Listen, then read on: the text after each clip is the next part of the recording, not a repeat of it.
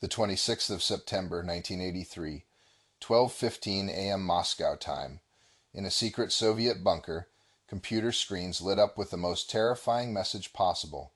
5 American nuclear missiles were heading straight for the USSR. Lieutenant Colonel Stanislav Petrov had exactly 23 minutes to decide whether to report this attack to his superiors, a report that would trigger World War I-II and likely end human civilization. For 23 agonizing minutes, the fate of every person on Earth rested in the hands of one Soviet officer who was about to make the most important decision in human history. What Stanislav Petrov did next broke every rule in the Soviet military handbook. Instead of immediately reporting the incoming attack, he did something that could have gotten him executed for treason. He decided the computers were lying. But here is the thing that makes this story even more incredible. Petrov was right. The Soviet early warning system was malfunctioning, and there were no American missiles. If Petrov had followed protocol and reported the attack, the Soviet Union would have launched a massive nuclear counterattack against the United States. The result would have been the end of the world as we know it, and the only thing that prevented it was one man's gut feeling that something wasn't right. To understand why Stanislav Petrov's decision was so extraordinary, you need to understand the world in 1983. The Cold War was at its most dangerous point since the Cuban Missile Crisis. Ronald Reagan had just announced the Strategic Defense Initiative, what critics called Star Wars, a space-based missile defense system that the Soviets saw as preparation for American first strike capability. Earlier that month, Soviet fighter jets had shot down Korean Airlines Flight 007, killing 269 civilians, including a U.S. congressman. The world was outraged, and tensions between the superpowers were at a breaking point. Both sides had thousands of nuclear weapons on hair, trigger alert, ready to launch within minutes of an attack warning.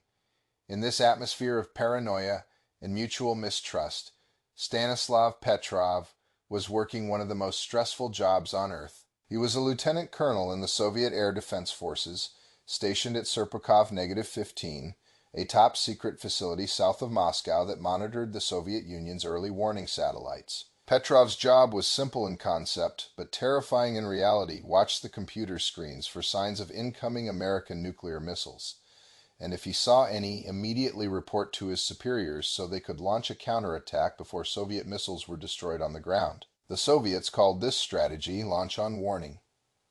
The idea was that if you waited to confirm an attack by actually seeing nuclear explosions, it would be too late to retaliate effectively. So the entire system was designed for speed, not accuracy.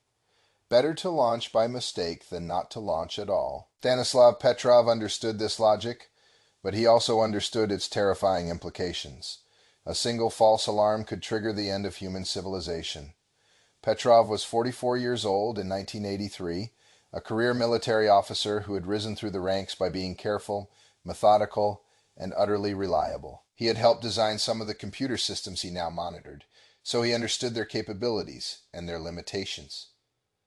Unlike many of his colleagues, Petrov had a technical background that made him skeptical of completely automated systems. He knew that computers could malfunction, that software could have bugs, that even the most sophisticated technology was ultimately fallible. He arrived at Serpukhov -15 in the evening and took his position in the underground command center.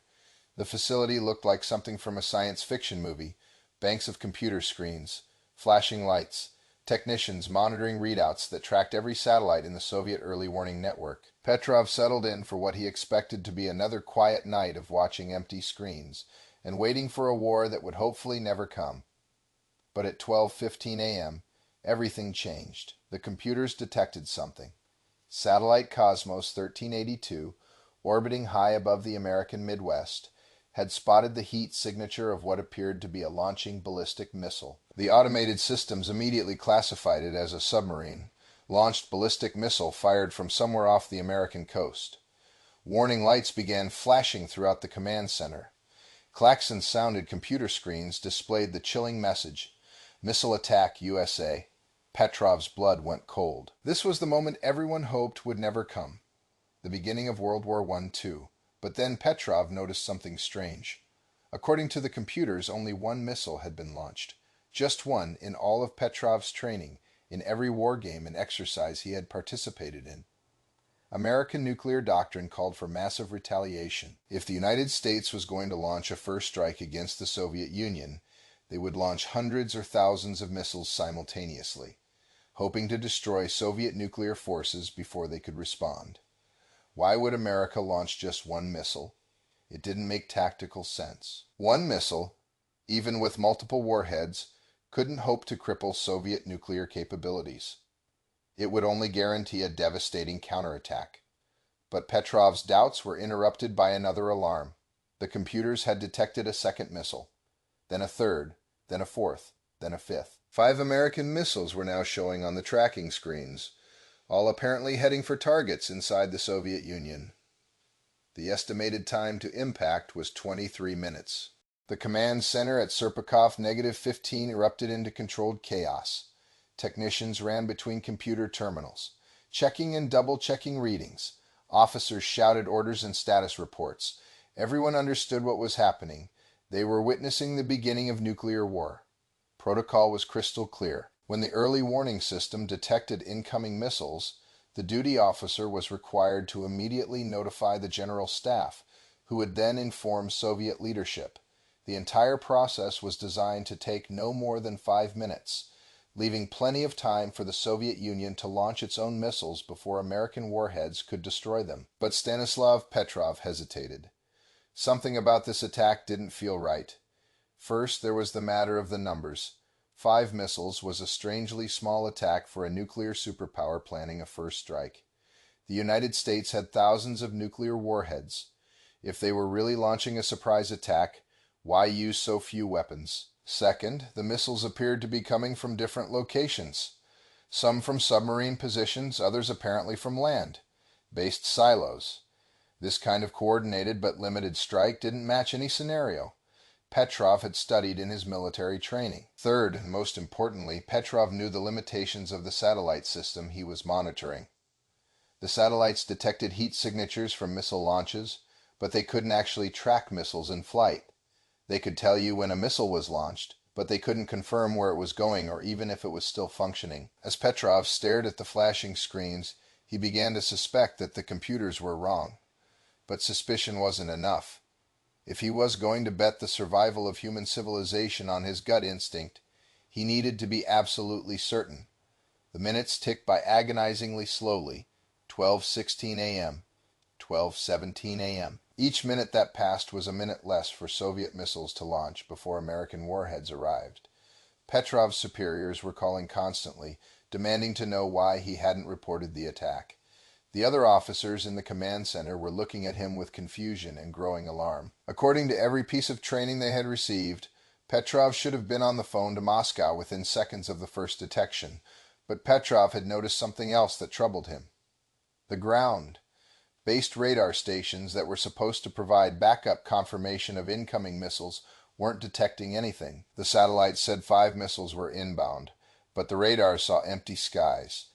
This was the key insight that may have saved the world. Petrov realized that if American missiles were really approaching Soviet territory, the ground, based radars would have picked them up by now. The fact that the radars detected nothing suggested that the satellite warnings were false. But Petrov couldn't be completely certain. It was possible that the radar stations were malfunctioning, or that American missiles were taking unexpected flight paths, or that some new American technology was defeating Soviet detection systems. The doubt was eating at him, but the clock was still ticking. 12:20 a.m., 12:25 a.m. If missiles really were coming, Soviet leaders needed to know immediately. Finally, at 12:30 a.m., Petrov made his decision. Instead of reporting an incoming attack, he called his superiors and said the early warning system was experiencing a malfunction. There were no American missiles. It was a false alarm. The response was immediate and angry. How could Petrov be certain? What if he was wrong? Did he understand the consequences of failing to report a real attack? Petrov stood his ground. He told his superiors that the satellite readings were inconsistent with radar data, that the number of missiles detected didn't match American nuclear doctrine, and that the system was probably experiencing a technical glitch. His superiors were not convinced, but they respected Petrov's technical expertise. They agreed to wait and see what happened. 12:35 a.m., 12:38 a.m. If missiles had really been launched at 12:15, they should have started impacting Soviet territory by now.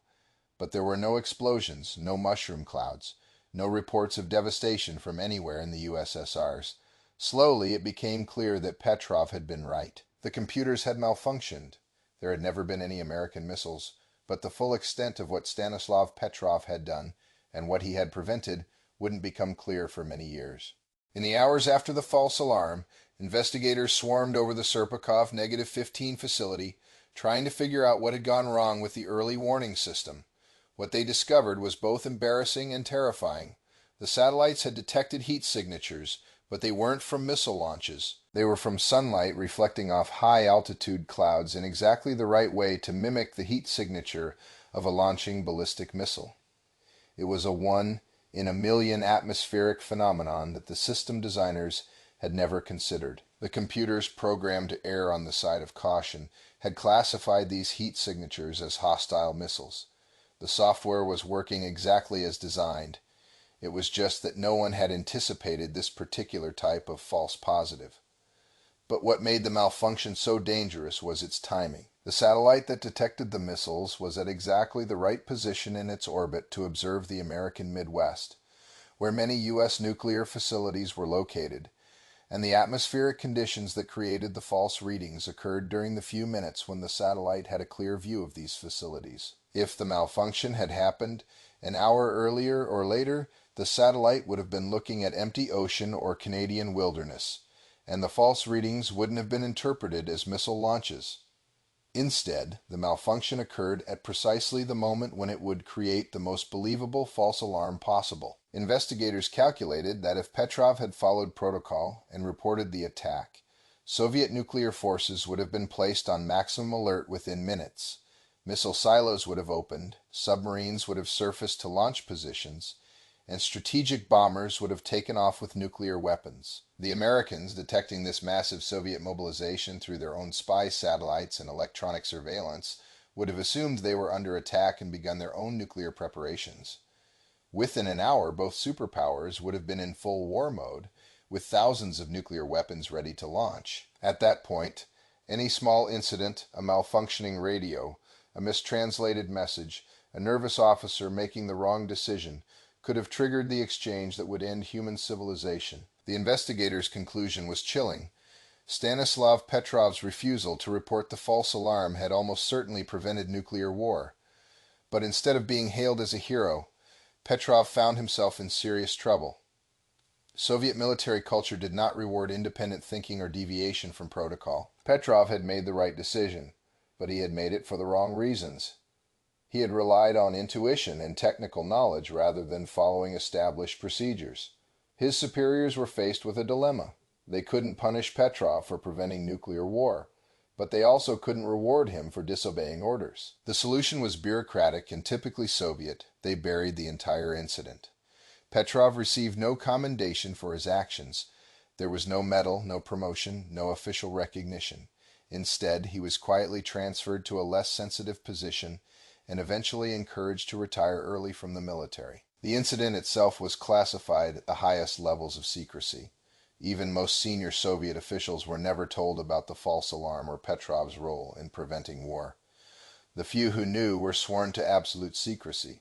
For the next decade, Stanislav Petrov lived in obscurity. He worked various civilian jobs, struggled financially, and watched the Soviet Union collapse without ever telling anyone about his role in preventing its nuclear destruction. Petrov's story might have remained secret forever if not for the changes brought by glasnost and the end of the Cold War. In the early 1990s, Soviet military archives began to be declassified, and Western researchers started uncovering previously unknown incidents from the nuclear confrontation. In 1998, a researcher studying close calls during the Cold War discovered references to the 26th of September 1983 incident in declassified documents. It took several more years to identify Petrov as the officer who had made the crucial decision. When journalists finally tracked down Petrov in the early 2000s, he was a retired pensioner living in a small apartment outside Moscow. He was initially reluctant to talk about the incident, saying he had simply done his job and didn't consider himself a hero. But as the details of his story became public, The world began to understand the magnitude of what Petrov had done. He hadn't just prevented a military mistake, he had literally saved human civilization. When Stanislav Petrov's story finally became public in the early 2000s, the reaction was extraordinary. Nuclear experts, historians, and world leaders all reached the same conclusion. Without Petrov's decision on the 26th of September 1983, there might not have been a world left to save. The Cuban Missile Crisis of 1962 is often cited as the closest the world has come to nuclear war. But many experts now believe that the 1983 incident was actually more dangerous. During the Cuban crisis, both American and Soviet leaders were aware they were in a confrontation and had time to consider their actions carefully. In 1983, there was no such awareness. If Petrov had followed protocol, Soviet leaders would have believed they were under attack and would have had only minutes to decide whether to retaliate. In such circumstances, with no time for consultation or reflection, the most likely outcome would have been immediate nuclear response. Computer simulations run by military analysts suggested that a nuclear exchange triggered by the false alarm would have killed at least 200 million people in the first few hours, with billions more dying from radiation, nuclear winter, and the collapse of civilization that would have followed. Stanislav Petrov had prevented not just a war, but an apocalypse. Yet Petrov himself remained remarkably humble about his role. In interviews, he consistently downplayed his actions, saying he had simply used his technical knowledge and common sense. He pointed out that he wasn't the only person involved in the decision.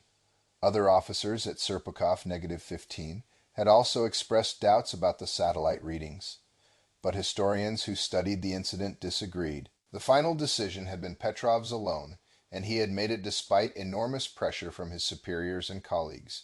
He had risked his career, his freedom, and possibly his life to trust his instincts over his orders.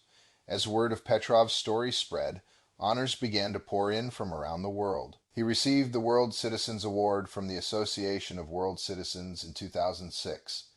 In 2013, he was awarded the Dresden Peace Prize.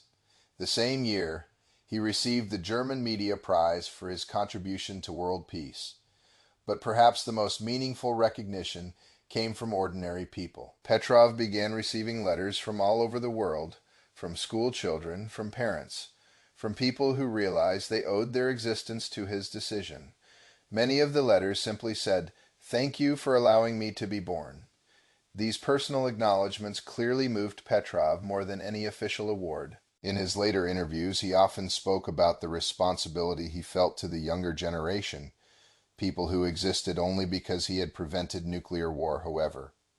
Fame brought its own challenges. Petrov was not a natural public speaker, and he found the constant attention exhausting. He was also frustrated by the way some media outlets sensationalized his story, portraying him as a lone hero who single-handedly saved the world. Petrov preferred a more nuanced view. He saw himself as part of a system that had both failed and succeeded. Failed because it had produced such a dangerous false alarm, but succeeded because it had people in key positions who were willing to think critically under pressure. He also used his platform to advocate for nuclear disarmament. Having seen how close the world had come to destruction through simple computer error, Petrov believed that nuclear weapons were too dangerous to exist. He argued that as long as these weapons existed, there would always be the risk of another false alarm, another close call, another opportunity for human civilization to end by mistake. Tragically, Petrov never lived to see his dream of a nuclear weapon-free world. His health began declining in his later years, and he struggled financially despite his international recognition. The Russian government provided only a modest pension, and Petrov often had difficulty paying for medical care. On May 19, 2017, Stanislav Petrov died quietly in his apartment near Moscow.